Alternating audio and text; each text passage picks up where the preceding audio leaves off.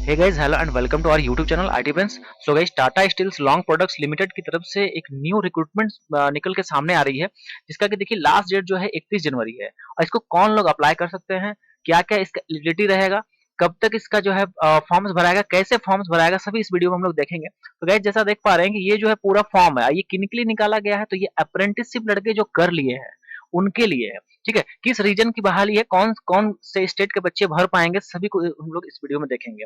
देखिए, सबसे पहले तो ये एडवर्टाइजमेंट नंबर आप लोग देख रहे हैं और ये जो यूनिट है, ये आपका जो Tata steel long product unit कहाँ पे है, बेलीपदा, जोड़ा, फिर क्योंझर, उड़ीसा में ये जो है आपका लोकेटेड है, ये टाटा स्टील लॉन्ग प्रोडक्ट।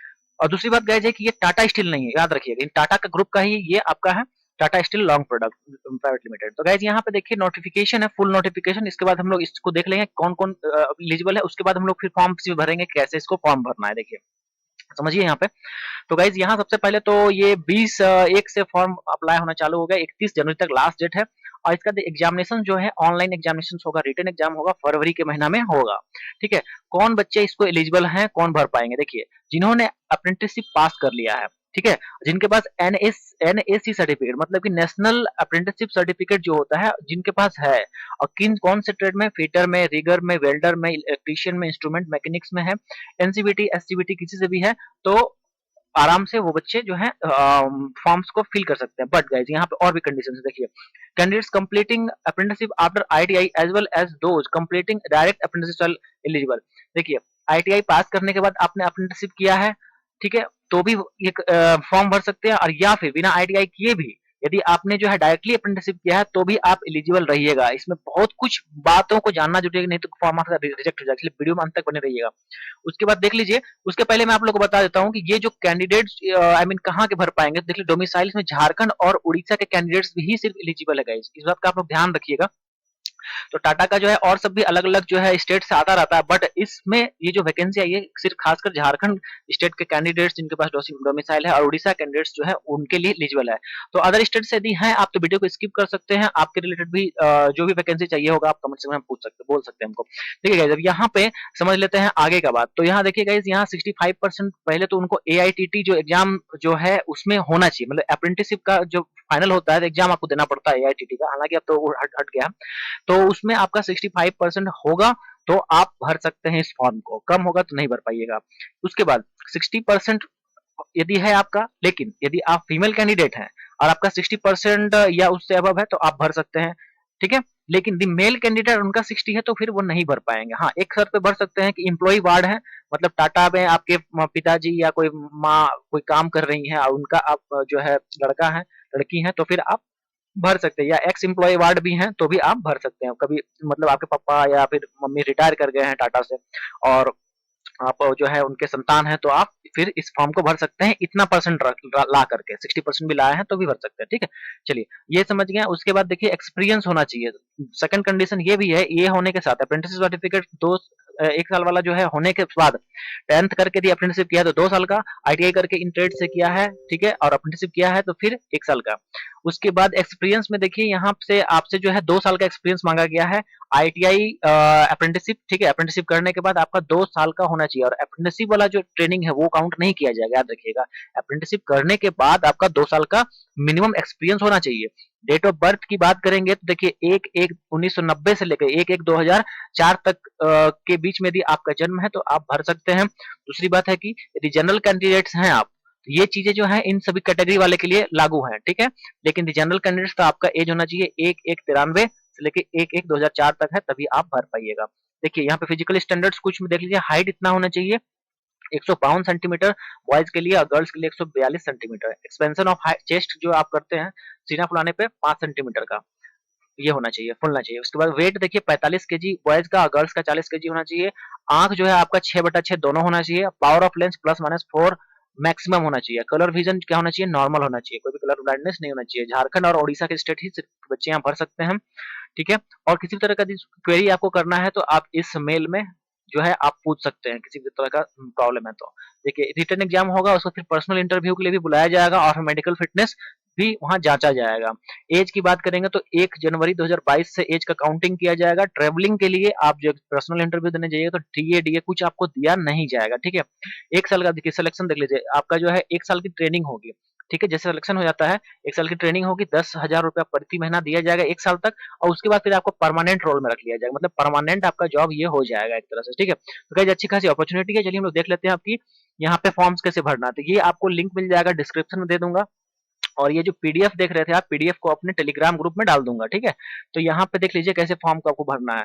आपको यहाँ पे कैंडिडेट बेसिक डिटेल्स तो भर ही लीजिएगा, नेम, फादर्स नेम, आधार संख्या आपको डालना है, कंपलसरी है ये सब। Date of birth 10th certificate के अकॉर्डिंग डालना है, यहाँ पे आपको मेल फीमेल आपको ले लेना है, ठीक है। नेक्स्ट यहाँ पर डिसेबल है तो यस, नहीं तो नॉट अप्लीकेबल कर दिया। डोमिसाइल में कर दीजिए झारखंड या उड़ीसा है तभी भर पाइएगा, तो यहाँ जैसे झारखंड कर दिया मैंने।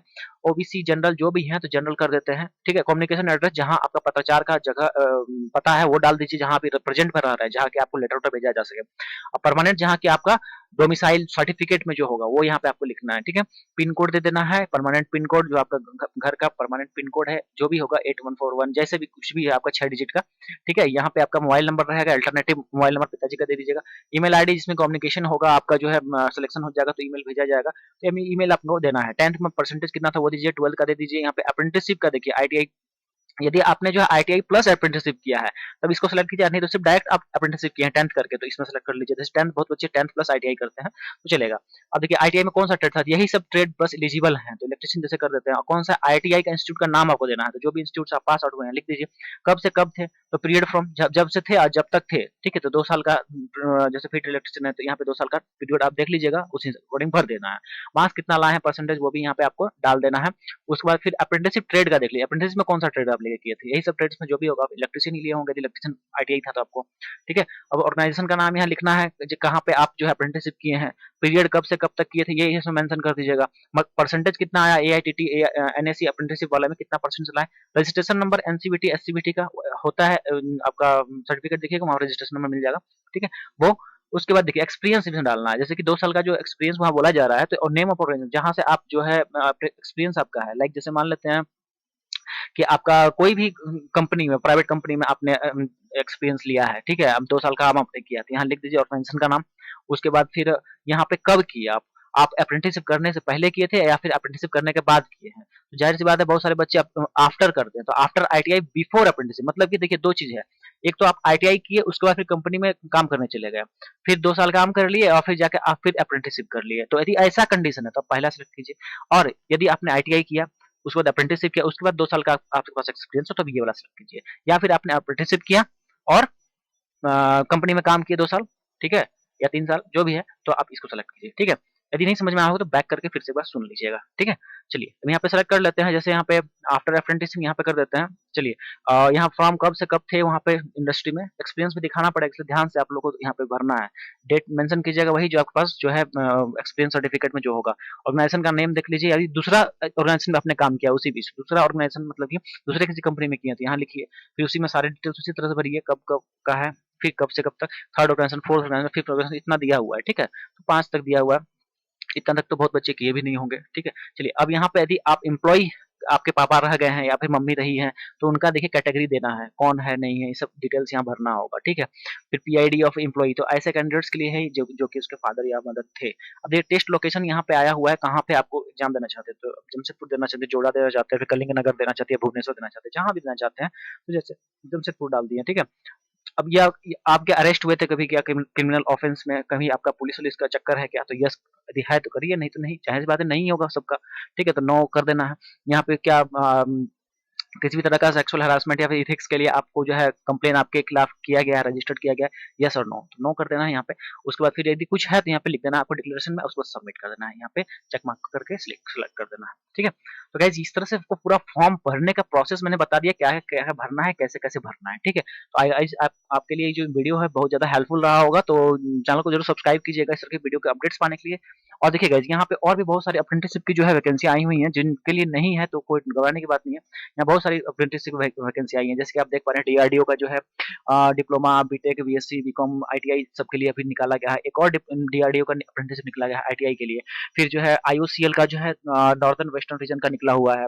फिर अभी आपका सेंट्रल रेलवे का जो है फॉर्म्स भरा रहे हैं, फिर आपका जो है हेम ऑपरेटर डिपार्टमेंटल का भी फॉर्म्स आउट है। नवोदय विद्यालय का भी जो है आईटीआई वाले बच्चों के लिए निकला हुआ है। टाटा स्टील्स का देखिए मैंने एक बार और निकाला था, ये वाला भी देख लीजिएगा, इसके साथ डेट है या आई मीन डेट होगा शायद, इसको भी अप्लाई कर सकते हैं, अप्रेंटिसशिप के लिए है ये हालाँकि। ठीक है, अब उसके बाद इंटीग्रल कोच फैक्ट्री का जो है कपूरथला रेलवे का जो है ये निकला हुआ है अप्रेंटिसशिप के लिए, और फिर एचएएल का भी जो है आया हुआ है, हाल्ट का कानपुर का जो है अप्रेंटिसशिप के लिए। गाइस बहुत सारे अपडेट्स चैनल पे आते रहते हैं डेली बाय डेली, तो आप लोग चैनल को सब्सक्राइब कर लीजिएगा और वीडियो जो आता है उसको भी देखिएगा। तो चैनल में बने रहने के लिए वीडियो में लास्ट तक आप लोग का बहुत बहुत धन्यवाद।